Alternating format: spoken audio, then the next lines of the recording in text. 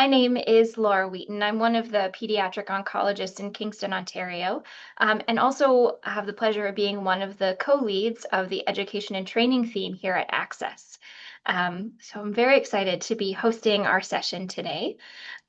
We wanted to start with a land acknowledgement. So ACCESS respectfully recognizes and acknowledges the relationship the First Nations, Inuit, and Métis across Canada have with the land all Canadians live on and cherish. As we work to create, implement, and continue this pan-Canadian network, we would like to consider each of the 634 different First Nations communities, 53 Inuit communities, and 8 Métis settlements who have a unique historical, cultural, spiritual, and environmentally sustainable connection to the land that their people and ancestors have inhabited since time immemorial. ACCESS is committed to working to build relationships that include First Nations, Inuit, and Métis peoples. Introducing ACCESS to everyone. For those of you who don't know, ACCESS is a pan-Canadian pediatric cancer network advancing childhood cancer experience, science, and survivorship. Our network of researchers, healthcare providers, partners, and persons with lived experience is united by a shared commitment to equitable access to research, innovation, and care for children with cancer and their families in Canada. One of the ways we support these objectives is by hosting free educational sessions like this one throughout the year. These sessions are designed to share updates and insights from a variety of experts in the pediatric cancer space. Today, we are so excited to have you join us for our session. ACCESS presents Improving Access Through Pediatric Oncology Satellite Clinics. This education session will highlight the powerful collaborative networks that have revolutionized access to specialized cancer care for children and families across Ontario and Atlantic Canada. The discussion will review pediatric oncology satellite clinics led by the Pediatric Oncology Group of Ontario and Atlantic Province's Pediatric Hematology Oncology Network. Each model will highlight the measurable benefits of delivering high-quality care closer to home in partnership with tertiary centers and community hospitals, showcasing how these strategic partners coordinate resources to ensure seamless, localized cancer care. Together, these long-standing programs demonstrate the immense value of regional healthcare integration in reducing the burden on families, optimizing hospital networks, and upholding the highest standards of family-centered pediatric oncology care.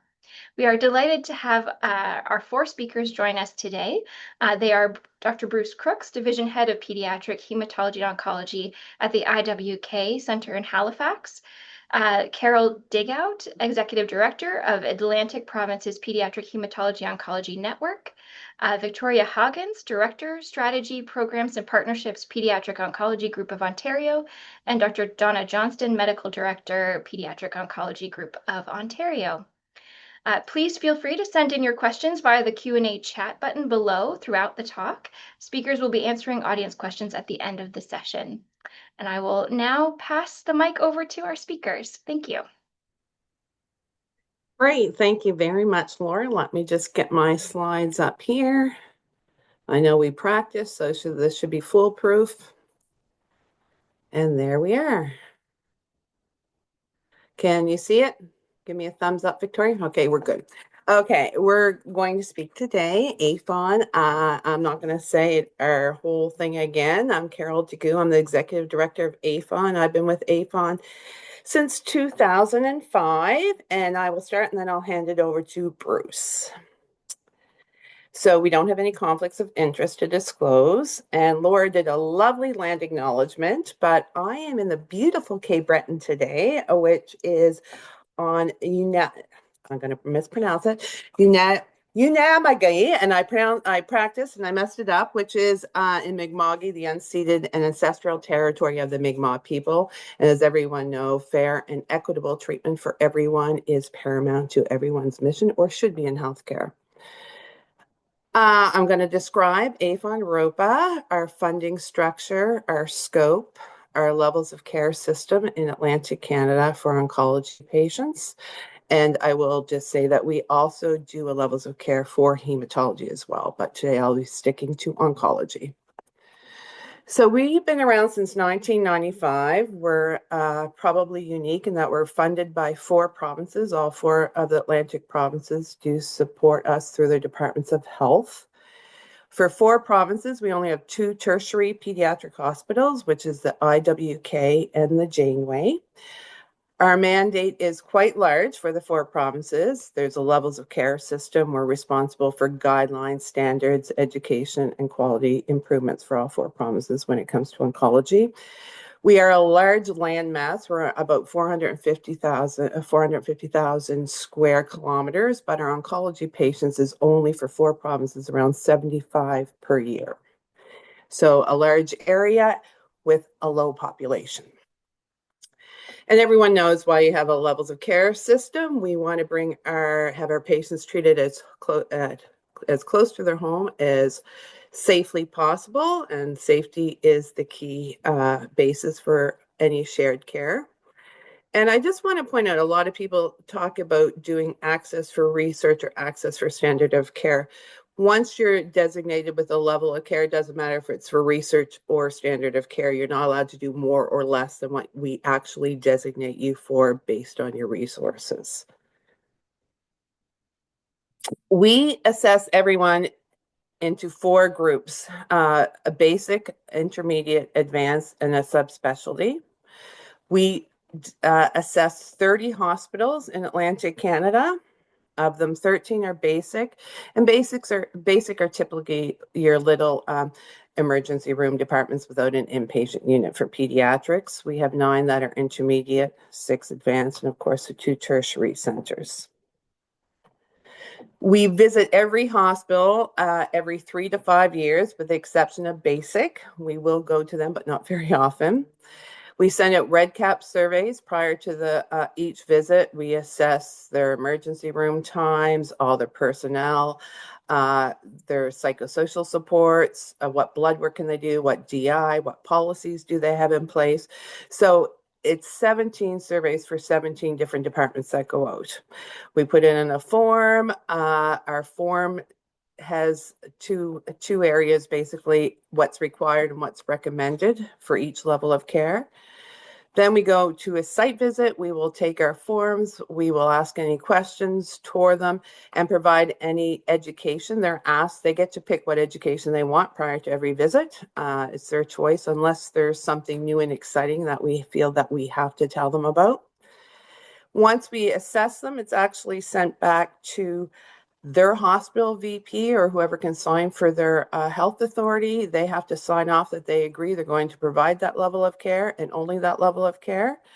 They're not allowed to go outside of that level of care.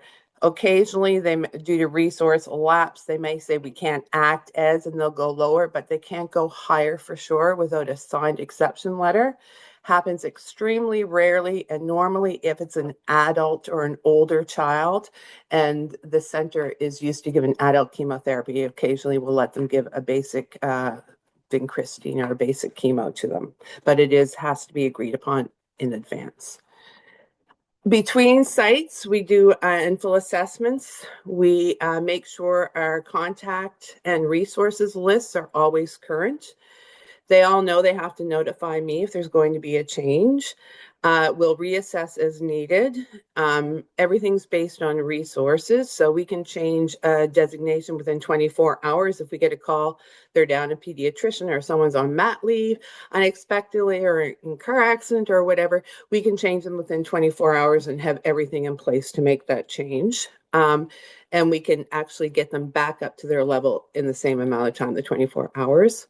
We go and provide as needed education. I normally call on Bruce. There was one time a little tiny town ended up with 3 diagnoses that would have to come to their emergency room. They'd never seen an oncology patient for febrile neutropenia. So Bruce and I all popped in the car and went to there and gave education. So we will go as needed. We have a go bag basically to go whenever it is required. Staff requirements. So for a basic, it's just they have to have an ER.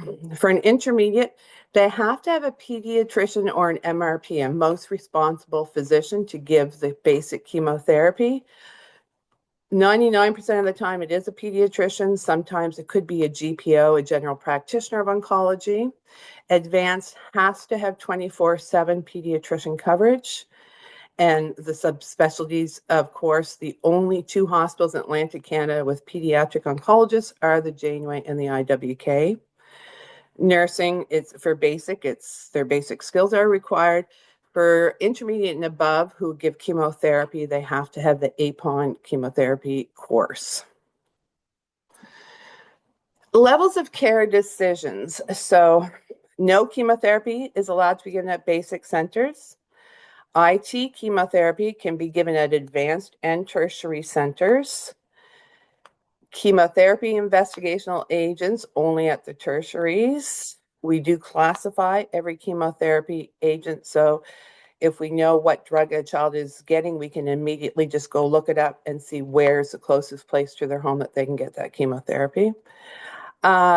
Chemotherapy orders are all written at the IWK. The decision to put them on a clinical trial, or Janeway, the decision to put them on a clinical trial rests with the tertiary. And count dependent chemos, they have to fax them to the IWK, the blood work, and then IWK green lights it. So everything really done is done in collaboration. So here's our little map of Atlantic Canada. If you look, the two tertiary centers are there. Then here are advanced centers. There are none in Newfoundland, but we do have 6. And all those advanced centers are under the care of pediatricians, and they can give IT chemotherapy. And they can also do outpatient blinatumomab and other advanced chemotherapy agents. We have, I forget the number here, I think it's 13, 9 intermediate centers, all give basic chemotherapy and can admit low-risk febrile neutropenia patients. And then we have 13 basic centers, and those centers are provided education about what to do if a patient shows up there, when to ship, stabilize and ship, what's required for the patient to be transferred. So in all, we have 17 centers that give chemotherapy in Atlantic Canada, which is a huge number when you look at only having 75 new diagnoses a year. Here is just a quick example of our assessment form. They are on our website. It builds on them. We look if they have full, partial, or not at all congruent to what is required. So an intermediate center has to have an inpatient unit for their children if they're going to be admitting them. Controlled, quiet environment for chemo, pediatrician or GP. And their nurses have to be able to access CVADs. And if you go down, it will talk about them also having the chemotherapy course. Here's a quick look at our chemotherapy administration list, and it is updated frequently. I think the last one is our blinatumomab is now a yes for an advanced level hospital, but we go through all the agents and if there's a new agent. So basically, we've been around long enough that whatever is required, we immediately have the documentation to go and see what hospital they're going to and where they're going and where they can be sent to if they end up at one hospital, where the closest place is. Communications, we have a lot of guidelines and we develop them with each of our groups around when they have to be contacted, when the tertiary has to contact them and timeframes, as well as when the outside center has to contact the tertiary center and timeframes. Safety and education. So we do we develop, adopt, adapt, steal from POGO, just saying a lot of their guidelines that we take on and adapt. Once we get a guideline from POGO or anywhere, they undergo an expert review, then an external review for all of our healthcare hospitals, just to make sure that what tertiary centers is translatable and readable, and there's no misinterpretation. They're clear and concise. They know exactly what they say. We always do a one-pager for them with an algorithm. We announce them on email, we go on site visits, we give them, then we present them at our annual conference every year, any changes in guidelines. It's not enough to give people guidelines and assume they're being done. So we do a lot of chart audits for guideline adherence. We've probably done 3 on febrile neutropenia. We're doing another one. We've done nausea and vomiting guideline adherence. We're actually just starting sickle cell, but that's hematology. So if we're going to allow people to have shared care, the onus is on us to make sure that things are available for them in the language that they understand, and that we educate them, and that we also measure to make sure they are being followed.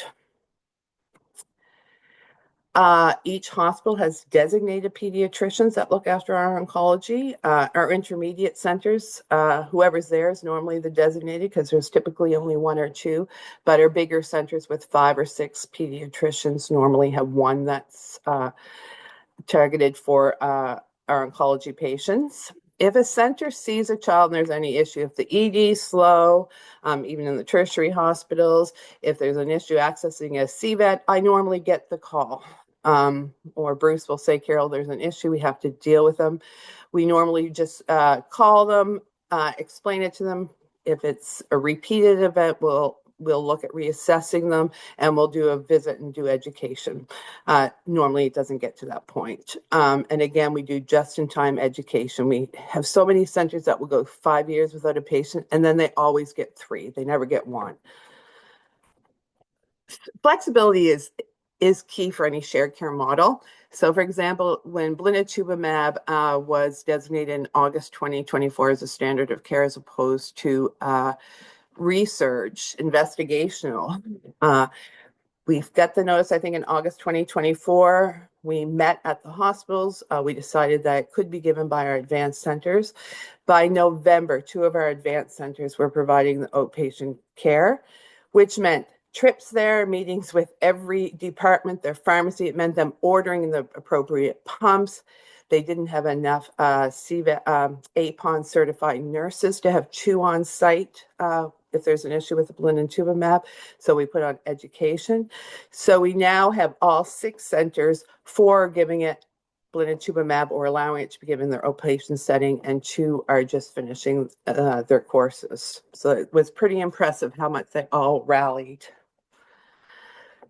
So closing thoughts, levels of care, it just works so well. Like, I see patients and families in the elevators and everywhere, and they're so upset, especially with blinatumomab, we're out in the community for a month on Facebook. We were seeing notes, anyone have a house for 28 days that we can borrow close to the IWK because my child's sick.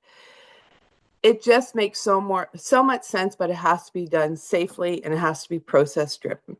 So I can't say enough about it because I love getting them home so they can be home with their families.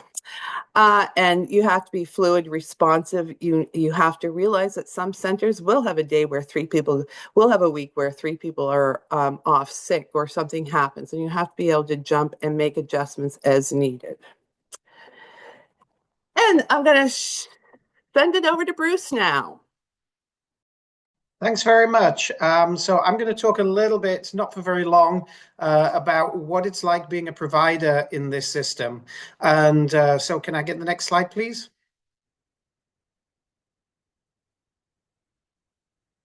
Carol?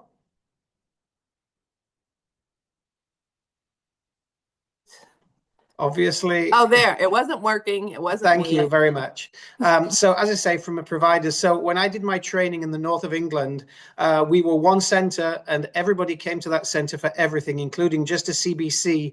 And the maximum that people traveled was at least an hour and a half, but on the roads that were difficult. So coming here was slightly different with the shared care that Dorothy Bernard, if people remember her, really enabled this.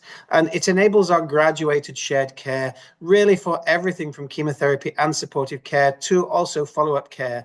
And the most important thing is that we keep our local care team invested in the care of that family, so they don't disappear and then come back a year later and then you don't know what's happened with them. They keep in contact with that family and they're part of that shared care, so seamlessly handing them back is much, much better. Next slide, please.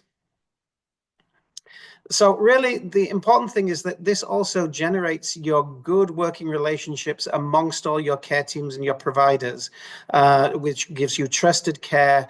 The major thing is the communication is essential, and everybody wants to communicate in a different way. So being able to do that is challenging, whether you want a phone call for everything, whether you need a Zoom, whether you need an email. EMRs theoretically are going to make that different, but not everybody has the same EMR, and we're having fun with ours at the moment, so that's a challenge. And the important thing also is accessibility. So there is always somebody at the tertiary centre, and I'm speaking certainly for IWK really rather than Janeway, that somebody is always available 24/7, and any of those pediatricians, any of those family doctors, and also our parents and families can call in for some advice if they need it, and we can help to direct that care. Next slide, please. The advantage is obvious in that there's care closer to home, and rather than traveling 7 hours to get a CBC and an injection of vincristine, you can travel 20 minutes and get that. And as I say, it continues to build that relationship with your local care teams who are looking after everybody else. It helps our pediatricians, our nurse practitioners, and our nurses in the local communities to support their skills for looking after these patients, so they're not quite as terrified when a new leukemia comes along. Again, advantages for travel for families are undeniable. And again, it keeps our local teams heavily involved in that active therapy and in the follow-up care. Next slide, please. The disadvantage is I spend a lot of time on the phone, a lot of communication, and our family care coordinators, who are our nurses in the clinic, they do a huge amount of coordination of visits and paperwork going backwards and forwards, communication, making sure that orders are there, etc., etc. Another challenge is that our local pediatricians and providers are unfamiliar with the protocols, and again, also trial-related procedures, which I'll talk a little bit more later. And again, the disadvantage is timely assessments are there, and if you can't get in to see your pediatrician, it's a little bit of a challenge as well. And then if you get complications, then you need to transfer your patient, etc., etc. But because those relationships are there, the advantage is that you know who to call, you know who to rely on, you know it's an easy call to be able to change that level of care and to get that patient to you or back again as necessary. Next slide, please. So, for instance, with LPs and IT chemotherapy, our new pediatricians may be unfamiliar with this. They may want to take part in this. And again, by contacting AFON, if they want to provide the service, what we tend to do is, if they haven't already taken part in this, is that I'm quite happy to do a didactic training session, teaching them a little bit about the intrathecal chemotherapy and the safety experts of it. Local pediatricians are happy in grandfathering these patients in, but we've also had pediatricians that are new that come down to us in IWK, and they spend a couple of weeks here learning a little bit about the oncology and doing some training so that they feel comfortable in doing this. All pediatricians are able to do lumbar punctures, but it's the giving the chemotherapy as well that's the problem, that they need the additional training on. So, for instance, that's something that we can do, and that flexibility, as Carol said, is in there. Next slide, please. When we realized that research and research accountability, et cetera, delegation logs, making sure that only approved people were providing trial-associated care came along, we realized that we could actually leverage this community and this organization and network to be able to do this. And so by designating pediatricians in local care communities to take part in our delegation logs and making sure that they have GCP, Division 5 and TCP2 training. We give them just-in-time training on the protocols and provide them with the training slide decks, etc., from COG.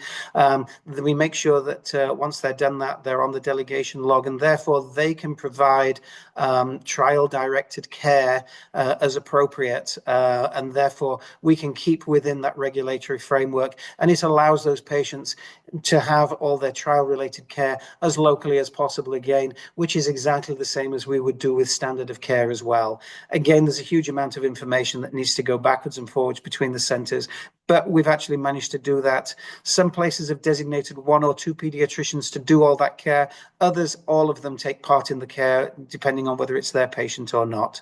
But again, it allows us to have that trial-related care at home. Next slide, please. Was that?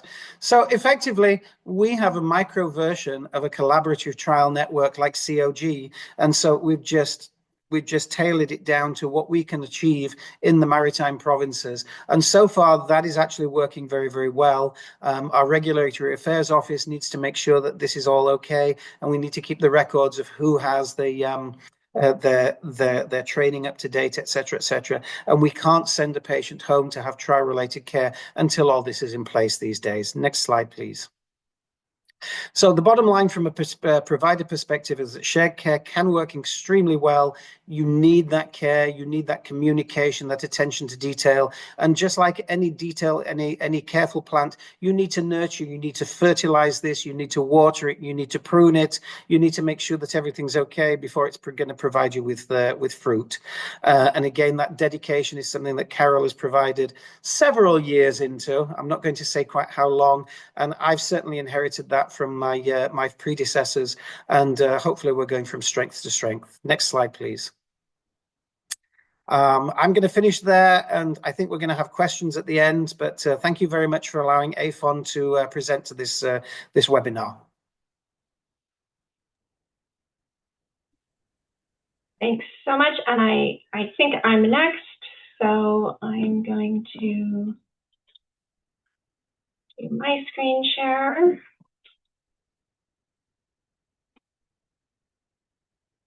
There we go. Thanks everyone for joining. My name again is Victoria Higgins. I'm POGO's Director of Strategy Programs and Partnerships. And today, along with our Medical Director, Dr. Johnson, I'll be sharing some information on POGO's role in pediatric oncology in the province of Ontario, and particularly the POGO satellite program. We'll describe the program, its impacts for families, and some key learnings on satellite care for childhood cancer. So first of all, for those of you who are less familiar, what is the Pediatric Oncology Group of Ontario? POGO is the official advisor to the provincial government on childhood cancer, and we partner with the 5 childhood cancer programs in Ontario, which are at Sick Kids in Toronto, CHEO in Ottawa, McMaster Children's in Hamilton, Children's Hospital at London, and Kingston Health Sciences. In addition to establishing a provincial plan and priorities for the system, POGO funds direct patient care and support programs. We maintain the provincial data registry for childhood cancer. We support multidisciplinary education and research, and we lead the development of clinical practice guidelines for supportive care that are used internationally.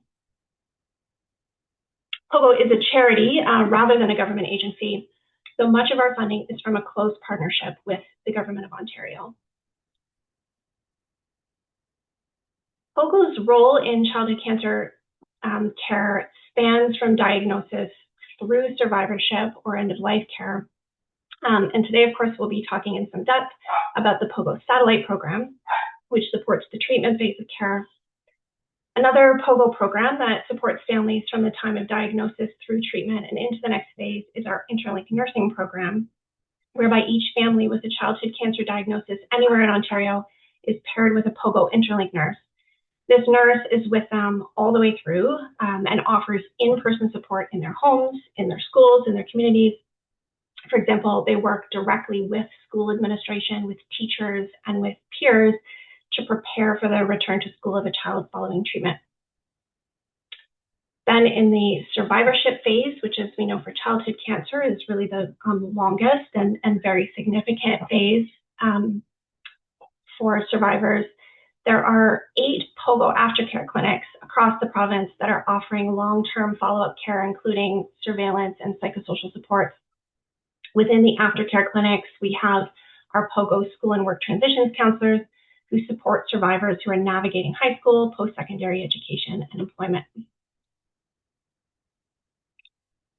We are now 2 years into Ontario's 5-year childhood cancer care plan.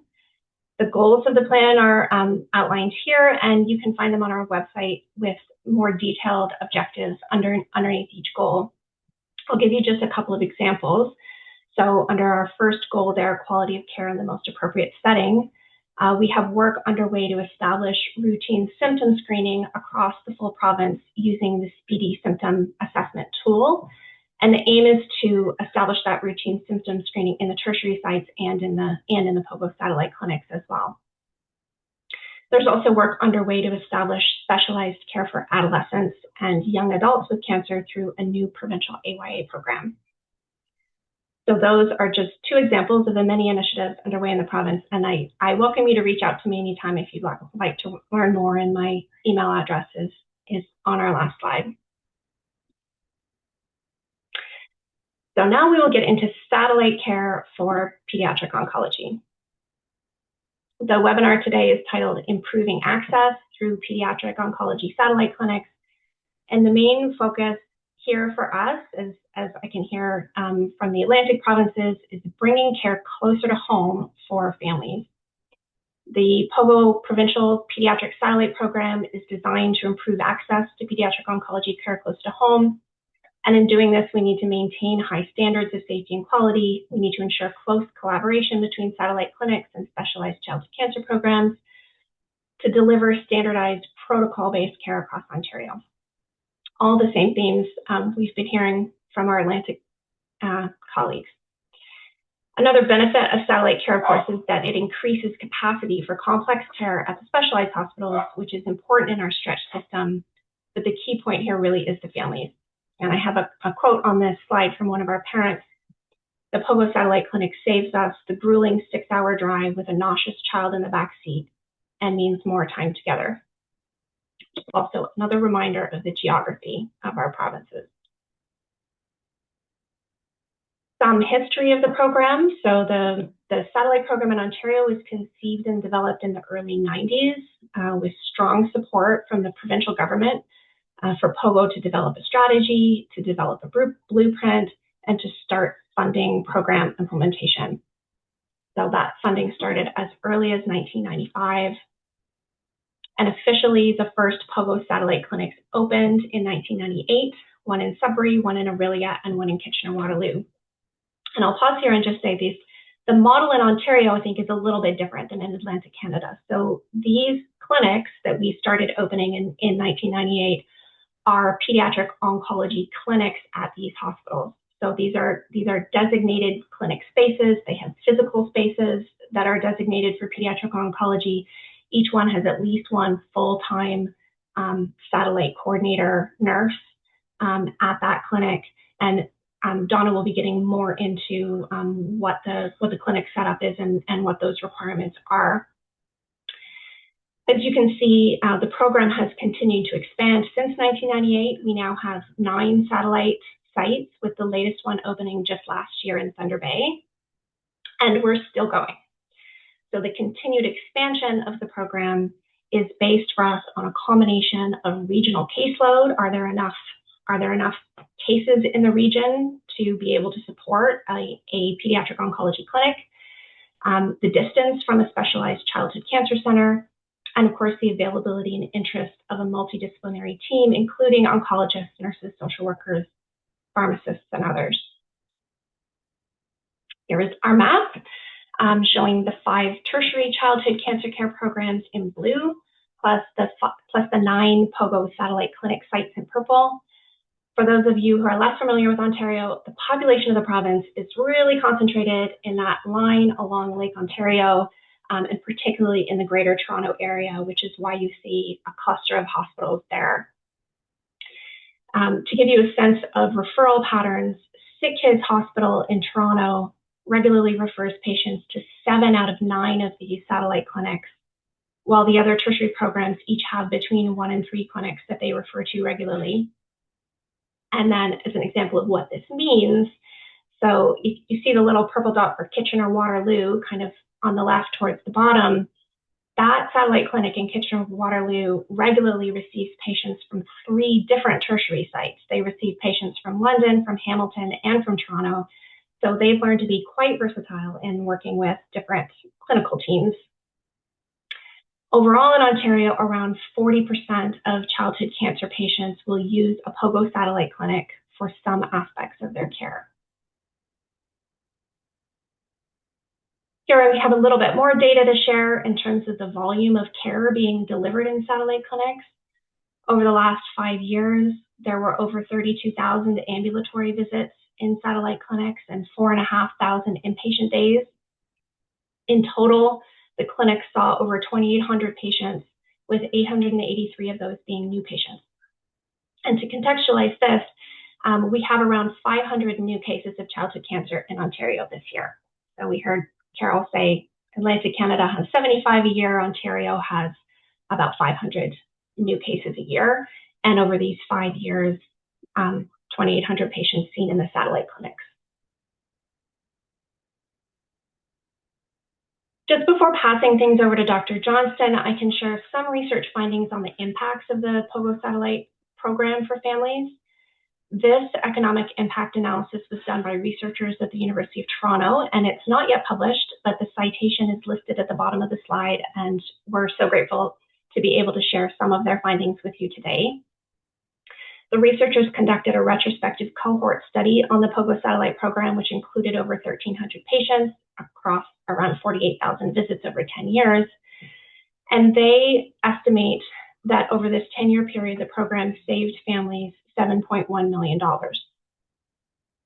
The pie chart is showing the average cost savings per family for the full treatment phase of care. And you can see the significant categories of savings that they've identified are transportation, accommodation, quite a bit for childcare costs, and most significantly, indirect income loss.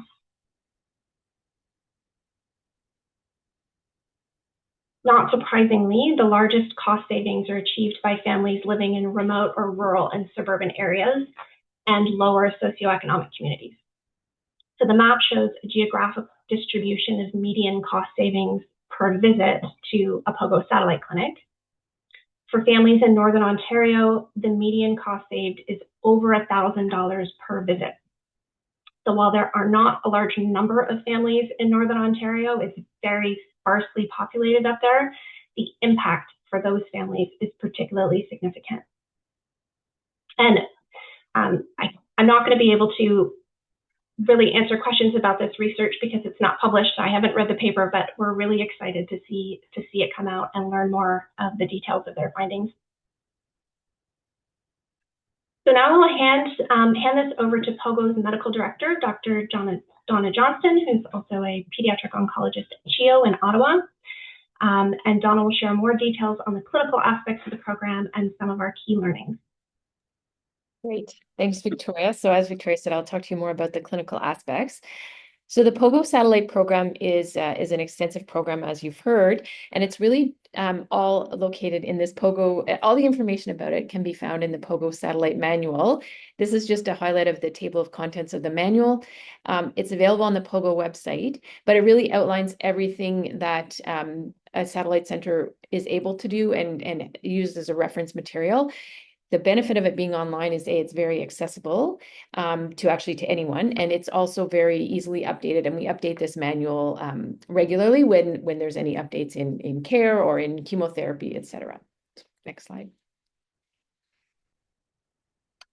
So there's certain requirements that a satellite center has to have in order to be a satellite center, similar to the Atlantic Canada group. So the pediatrician, there's 4 individuals that need to be represented to have a satellite, and one is a pediatrician. So there needs to be one designated lead physician. And we always like to have a backup physician as well to share the responsibility with the designated lead. We all know that designated leads, a physician can't be there every day of the year. So we like to have at least one backup physician. And then the other members of the pediatric practice need to be familiar with the management of after-hours issue, mainly being the ability and management of febrile neutropenia.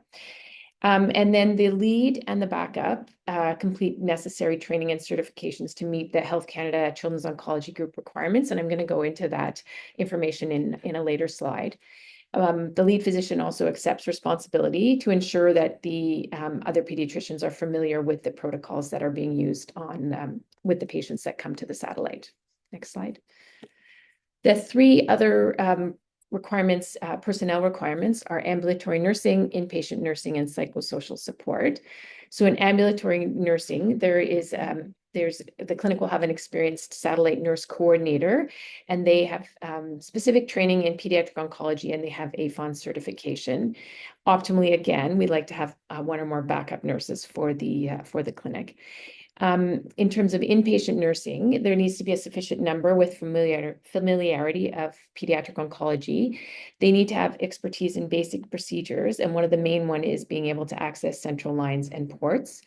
And they also need to maintain knowledge of pediatric oncology issues to provide supportive care. And again, the main one being febrile neutropenia, which occurs after hours. And then psychosocial support. In the last 2 years, the satellite hospitals have been establishing dedicated social work and or child life resources in each clinic. And we're very fortunate that the province of Ontario have provided funding for this to be put in place, so that we have ensured that there is dedicated psychosocial support in each of our satellite hospitals. Next slide. So then we're going to talk a bit about the scope of practice in the satellites, looking at chemotherapy as well as supportive care. So to start with chemotherapy, so the patients, it's kind of intuitive and obvious, but we stated they have to have a specific diagnosis and started on a defined protocol. So they need to have that established at the tertiary site. It's also strongly suggested that patients that come to a satellite have a central venous access for IV chemotherapy, and that the chemotherapy is not being given through a peripheral IV.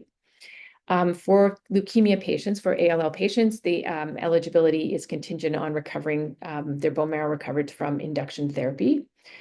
And then there's a selected group of chemotherapy agents that can be given in the satellite, and those will be in upcoming slides. I can show you those. The patients who are receiving oral chemotherapy agents, those are started in the tertiary center, and those are continued and the dose modified in communication and agreement with their tertiary center, being done at the satellite center can modify dose, but there's always going to be communication about that. And children who are on high intensity protocols, where the protocol specified therapy falls within individual agent guidelines, and a good example is vincristine administration, then they are eligible to have that chemotherapy at the satellite center, or other agents besides vincristine that are no more toxic than agents are already specified as acceptable in the satellite center. Next slide. So the chemotherapy administration at the satellite follows the treatment protocol, the route-specific guideline, specific safety precautions for each agent, and monitoring requirements. And in terms of dose verification of the chemotherapy at the satellite, so the initial dose is calculated by the tertiary cancer program. And then the prescribing physician or nurse practitioner at the satellite clinic, they will recalculate the dose using the patient's current height and weight, and then verify dose according to the protocol. If the recalculated dose differs by more than 10%, then they consult with the tertiary center is mandatory if they're going to change the dose. Next slide.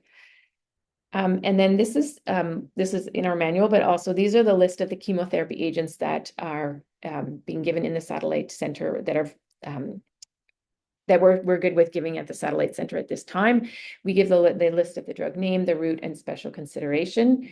And I'll just quickly go through these slides of the names of the chemotherapy agents that are being given. You'll notice, you can go to the next slide, you'll notice that blinatumomab is not yet on this list. Unlike the Atlantic provinces, we're just working on the consensus guidelines with all the tertiaries as to what to do in cases of line fever during blina administration, and line discontinuation of blina, accidental discontinuation. So that should be finalized within the next few months, that blinatumomab will be able to be given in the satellite center. Next slide. So in terms of managing complications in the satellite center, so any pediatric oncology patient is eligible for management of complications at the satellite.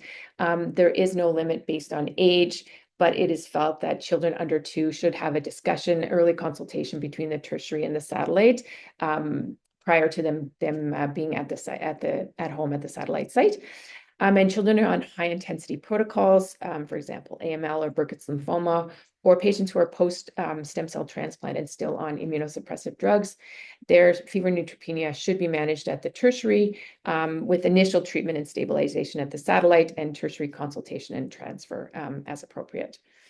Neuroblastoma patients who are receiving induction therapy who develop febrile neutropenia are fine to be treated at the satellite center as long as everyone is comfortable with those patients. Next slide. So in terms of supportive care, it's quite extensive what we have an amazing group of satellite clinics and practitioners and what they can do. So the current scope of practice, what is happening at satellites, are management and adjustment of supportive care drugs, antiemetics, anticonvulsants, electrolyte supplements, just as some examples. Administration of blood products happens at the satellites frequently. Treatment or prophylaxis against varicella. Growth factors nowadays with the use of Lepelga, families are not as versed in giving the sub-Q medication, so those are often given at the satellite center as well, allowing families to get home earlier. Enteral feeding or gastrostomy management is done. The pentamidine administration, either IV or inhaled, is done at satellites. TPN support is done at satellites where appropriate expertise exists, which many satellites do have that. And then pain management and palliative care also are happening at the satellite centers and they're very well managed at satellite centers, which is always nice for those patients to be closer to home. So the question then becomes, what is not in scope to happen at the satellite center? So the easiest rule to remember and for us to think about when we're considering sending patients to satellite is continuous chemotherapy agents that are longer than 4 hours are not given in satellites. Those are given in the tertiary centers. Patients, fever and leukemia patients who are in the induction phase of therapy is not managed in the satellite center. And then initial staging and follow-up diagnostic tests such as CT, MRI are not generally done in satellite centers unless there's extenuating circumstances, in which case there's a discussion with the tertiary center and pediatric protocols are used. We do not do intrathecal chemotherapy in satellite centers, and bone marrow aspirates and biopsies are also not done in satellite centers. So the biggest thing to make satellite center care work for everybody is communication. So it's really crucial that satellite staff feel supported by their tertiary partners, both by the primary treating team who are there during working hours and after hours on-call teams that are available for discussions with the satellite team. So there's an initial data transfer from the tertiary center. The physicians dictate a referral letter. There's an initial data transfer form that is completed by the tertiary nurse coordinator. And then it is sent to the designated nurse at the satellite program. And then also a copy of the roadmap or treatment schema is sent with the initial data transfer. And then there's routine communication back and forth between the tertiary and the satellite. There are regular conversations, and then there's a tool called the shuttle sheet that goes back and forth that basically outlines all the details of the visits at either site so that all the information is available for both teams. And then psychosocial communication also is very essential to really have good patient care. The interlinked nurses meet regularly with the satellite clinic teams, and they're sort of one of the great liaisons between the satellite and the tertiary center. And then the social work and child life have regular communication between the tertiary and satellite teams. And there's currently a tool under development for communication about psychosocial challenges, and that's completed by the most responsible allied health professional who is managing the psychosocial challenge aspects of a patient's care. So in terms of patients who are on clinical trials and being treated at satellite centers, so the satellite sites are part of the Ontario Cancer Research Ethics Board application for each tertiary cancer program. And then we provide training to the satellite providers for each protocol. And it's based on the care that the study patients receive at the satellite center. So we don't require the satellite providers to take the entire training for the protocol, because some of it may be not relevant to satellite centers. For example, the radiation therapy of a patient is a satellite physician doesn't need to learn about the radiation aspect. So it's really specific to the care that they're going to receive at the satellite center. Most of the providers do the training just in time. It's all available on our website, but most will do it when they have a patient coming who's on that clinical trial. When they complete the training, then the certificate is awarded from the training on the POGO website, and we also keep a record of that at POGO. And this really allows patients on study to receive care at the satellite centers. So we also provide satellite clinical education. So we have a biannual education day that is in person. The last one was held in 2025. And on the right side of the slide, you can just see the topics that were presented at this full day satellite education day. Then we also have, as I mentioned in the last slide, we have clinical trial training that's based on the protocol therapy in the satellite. And the satellite clinic nurses have regular provincial meeting, both with the tertiary designated satellite nurse as well as at the satellite site. And then there's ongoing training for the inpatient nurses at the satellite sites. So the key learnings that we have learned about our POGO satellite program is that really families appreciate the satellite clinic experience. The smaller clinic leads to deep relationships with staff, continuity of care, the ability to bypass the emergency department, because at the satellites, when patients come in after hours, they go directly to the pediatric inpatient ward and they don't go to the emergency department. And then closer to home, as we've already heard from all of our speakers, means there's less disruption to family, school, and work life and lower costs. Maintaining the oncology competencies in the inpatient care at the satellite centers can be challenging because of the lower patient volumes, and this requires ongoing education and training. As we said previously, strong communication between the tertiary and satellite centers is really a critical success factor for the program to be effective and the patients to receive safe care. The satellite coordinator nursing role, which is at each tertiary and satellite, is really essential for care coordination, for communication, continuity of care, and family support across the sites. And so I want to thank you for letting us tell you about our POGO satellite program. And if you want any more information about our program or to speak with any of us, these are our contact information. And now I'll hand it back to our ACCESS colleagues. So first and foremost, thank you to all our presenters today and for collaborating on this really important topic and sharing your presentation with the entire network. So with that, the Q&A is open. So feel free to submit your questions via the Q&A function, and feel free to direct it towards a particular speaker. If not, I can share the question to all the presenters. So I will start. I do have one question that's come in. So the first question is blinatumomab always started at a tertiary center, first within the 24 to 72 hours, and then continued at an advanced center? Maybe I can attest to that from an AFON perspective. We would always start a brand new cycle of chemotherapy in the tertiary center. So obviously for the Maritimes, I can't speak entirely for Newfoundland and Labrador. But we would definitely start our blinatumomab. So the first time they come down, they have that, and it's appropriate. If they're staying here for the full course, they will stay here for 28 days. If not, we can try and get them home. And that also depends upon the capacity of our provider center, our local center as well. If they've tolerated it fine the first time, then I think we're moving to a model where they can be admitted to their local hospital to start a second cycle of blinatumomab as well. But I'm not sure that we've actually got that far yet. No, we haven't. And it's the first 3 days they start at the IWK, and then they go to their, if there's no issues, and or then they would go to their the advanced center if there was one near them. Thank you, Bruce and Carol. The next question is, do any of the jurisdictions have information about dispensing of oral chemotherapy for outpatient use at satellite centers? And is this done systematically or in a particular system?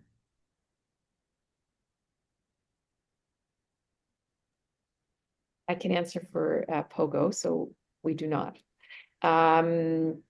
We do not have information on that. So it's basically done, it can be obtained through the pharmacy that dispenses it if needed, and that's the main way that it is collected, if it's needed. Yeah, and for us, they're given education around oral chemotherapy if they're taking it at home, but I'll let Bruce speak to that maybe more. So our oral medications are dispensed through home pharmacies. So we arrange for our home pharmacies to actually obtain it either from McKesson or whichever distributor, et cetera, et cetera. And so those prescriptions are able to be picked up for oral chemotherapy from their local hospitals. There are certain things like targeted therapies which are actually delivered to us and picked up. So things like trametinib, dabrafenib, et cetera, which are through compassionate access that they have to sort of get from us, or potentially they can actually be sent through the Canada Post to home as long as they're okay. But most of our stuff is delivered through home pharmacies. Thank you. The next question is, do the satellite nurse coordinators also provide direct patient care, such as blood work, chemotherapy, assessments, etc.? For the ones in Ontario, yes, they do. They are first line to provide. They're almost, yeah, they are providing the direct patient care for the ones at the satellite centers. At the tertiary centers, it's generally the case managers who do not provide direct patient care for the most part. Some do, but at the satellite sites, yes, they absolutely do. Perfect. And then to start off with, there's a comment that says the economic impact study in Ontario was really interesting. So their question is, when will that data likely be published? And they're also curious to know if that type of study has been done in the Atlantic region as well. So I'll answer first. Oh, sorry, go ahead. I was just going to quickly say that I think the publication is being submitted, being finalized. I don't know when exactly or where exactly it will be published, but we do expect to see it relatively soon. And it has been done on ours, and I think it's probably published now. If not, it should be published soon. And then it was followed with group discussion, but it was not done by AFON. It was done by researchers at the IWK. So it would only be for the Maritimes, not Atlantic Canada. Great, thank you. So that actually brings us to the end of the questions for now. Again, to all the viewers, please feel free to send in questions afterwards as well, and we can direct it to each of the groups to get you your answers if you're more comfortable. And as always, we are very thankful for all the presenters and all the viewers. And if you could, we have a survey link, which we generally send out at the end of all our Access Presents talks to get feedback on the presentation as well as for future talks. So if you could submit your evaluations, that would be great, and I will drop it in the discussion link. So with that, thank you.